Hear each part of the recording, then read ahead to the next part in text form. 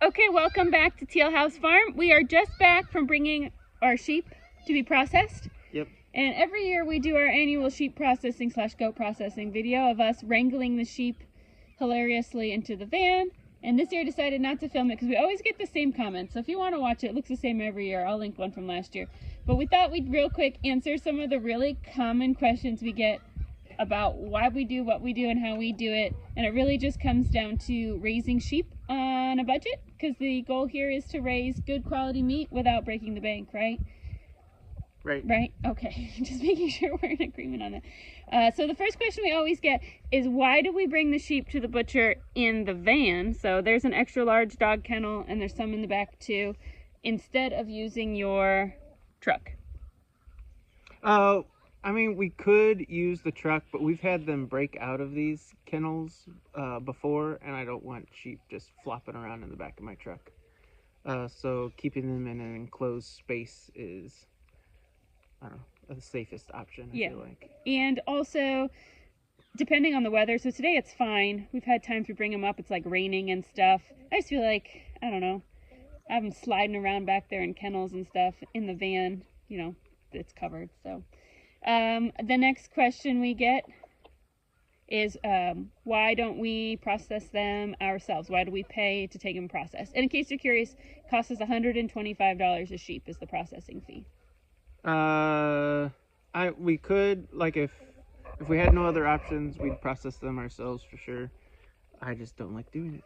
Well, and there's also just some of the logistical challenges, because last year, maybe it was 2 years ago, we had a really hard time finding somebody to process them for us. It was, I can't remember how long ago, but it was just the butchers were so packed because post-pandemic, everybody was like panicking and stuff. And we looked at maybe just doing it ourselves, but logistically it created some problems. One, my knives are so dull I can barely cut a tomato. We would definitely need to invest in really nice equipment, and the cost of that was basically the cost of the butcher fee. So the first year in, it's kind of break even compared to what we spend, but then, you know, it's an investment, so the idea is that in the following years, you know, you've saved that money.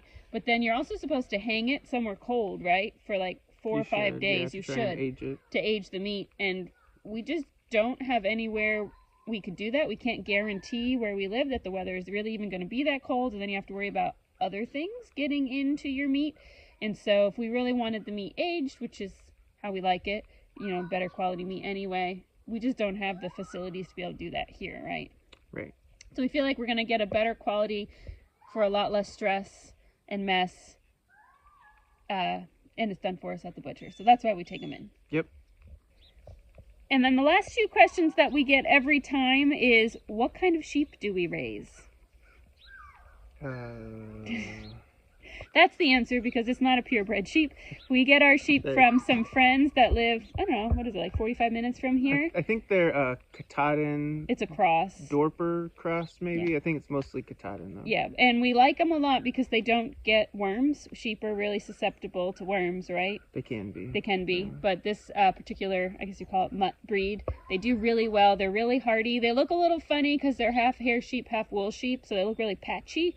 But that doesn't really matter. They grow nice and big for us. Yeah, they're generally well-tempered and friendly, and they're extremely hardy. The people we get them from, they just leave them out in the pasture like all year round. Even when they go to lamb and have their babies in the spring, it's out on pasture. They don't have any shelter for them, and they very, very rarely lose any lambs or ewes, and so it's just a super, super hardy sheep. We like that. And they seem to grow out pretty well. They grow out really well. It takes, it's about 9 months. So, and the nice thing is, where we live, we have a long enough spring, summer, fall that we really rarely have to buy hay. Except this year it decided to snow early, so we did have to buy a little bit. But that really lowers the cost. So basically we just have the cost of buying the sheep and processing them, and we buy a little bit of sweet feed as a treat for them. It just helps make them more friendly and more willing to come into the barn when you need the, you know, do like health checks and stuff. I'll post video from last year. I did a whole cost analysis of what it costs per pound for the sheep. It is more expensive than, you know, beef per pound, but comparable to buying your own lamb at the store. It's much less expensive for us to raise it ourselves. And the last question I get a lot is, what does sheep taste like? Am I gonna like it if I raise it?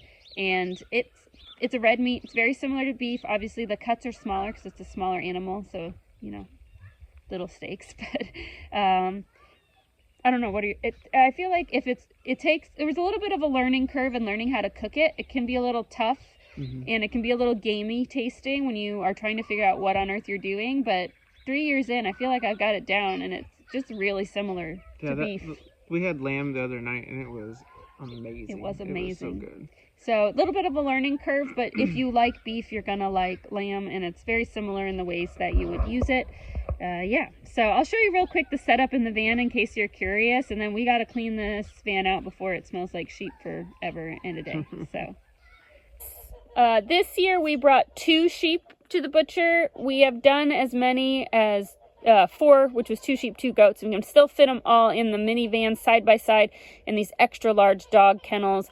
We've always had really big dogs. We've had a Great Dane for a long time before she passed, a couple of Great Pyrenees. So we already have really big dog kennels. So that's not an added expense to us. We already own them. So that's another consideration. If you don't already own the dog kennels, these can be kind of expensive, but you probably could find them on Marketplace for cheap. So we had a wire one there. We have 2 of these blue plastic ones. We have another wire one as well.